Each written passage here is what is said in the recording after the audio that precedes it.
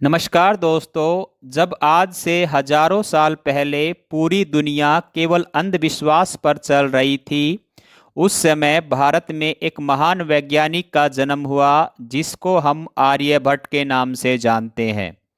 जब पश्चिमी सभ्यता पशुओं के समान जीवन जी रही थी, उस समय वो ऐसी खोजें कर गए थे जो पश्चिमी सभ्यता के लोग उसके बारे में सोच भी नहीं सकते थे। परंतु आज से 200 साल पहले वही पश्चिमी सभ्यता के लोग उन्हीं खोजों को समाज के सामने दोबारा से प्रेजेंट करने लगे और वो बहुत फेमस होते चले गए।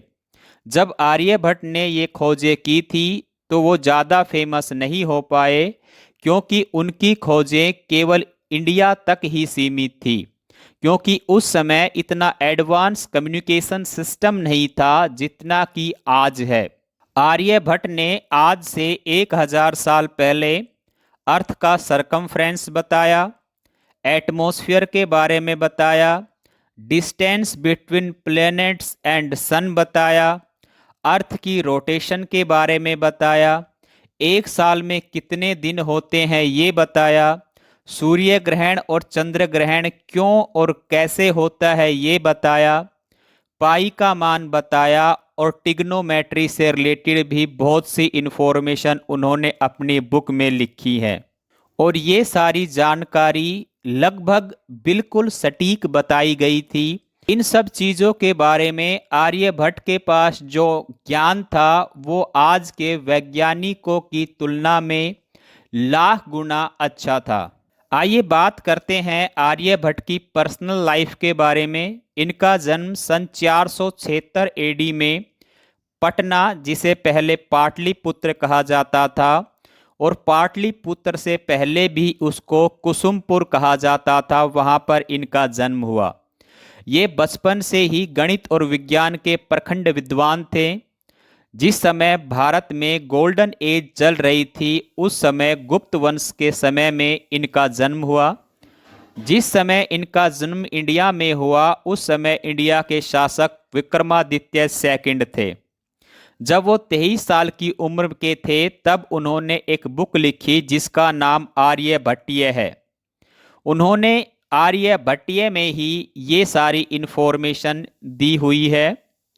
वो नालंदा यूनिवर्सिटी के पहले तो स्टूडेंट रहे और बाद में नालंदा यूनिवर्सिटी के चांसलर भी बने। अपनी बुक में उन्होंने बताया है, एटमॉस्फेयर की हाइट 80 किलोमीटर बताई, जो बिल्कुल ठीक है। यदि आज आप सर्च करेंगे तो आप पाएंगे कि एटमॉस्फेयर की हाइट 1600 किलोमीटर है, परंतु एटमॉस्फेयर का 99% केवल 80 किलोमीटर तक ही कंसंट्रेट है। अर्थ और सन का डिस्टेंस आर्यभट्ट ने बिल्कुल सटीक बताया है। आज से 2 सदी पहले जब नासा ने अर्थ और सन के बीच का डिस्टेंस मेजर किया, तो आर्यभट्ट और नासा द्वारा किया गया मेजरमेंट बिल्कुल समान था। आर्यभट्ट ने दिन और रात के घंटे बताए थे। आज यदि हम बात करें तो पृथ्वी अपना एक चक्कर पूरा करने में 23 घंटे 56 मिनट और 4.1 सेकंड लेती है, जबकि आर्यभट्ट ने बताया कि अर्थ अपना एक चक्कर पूरा करने में 23 घंटे 56 मिनट और 4 सेकंड लेती है। मात्र 0.1 सेकंड में डिफरेंस देखने को मिलता है आज के टाइम में, और जो आज से 1000 साल पहले आर्यभट्ट ने बताया था उसमें। आर्यभट्ट ने बताया कि पृथ्वी के चारों ओर चांद चक्कर लगाता है और चांद अपना एक चक्कर कंप्लीट करने में 27.32 दिन लेता है। और एग्जैक्टली आज भी जो हम मेजर करते हैं कि मून अर्थ के चक्कर कंप्लीट करने में कितना दिन लेता है, तो वो 27.32 दिन ही है। सूर्य ग्रहण और चंद्र ग्रहण के बारे में बताया कि सूर्य ग्रहण और चंद्र ग्रहण क्यों होते हैं। उन्होंने एक फॉर्मूला निजात किया जिसके बिहाफ के ऊपर ये बताया जा सकता है कि नेक्स्ट सूर्य ग्रहण और चंद्र ग्रहण किस डे को होंगे और किस डेट को होंगे।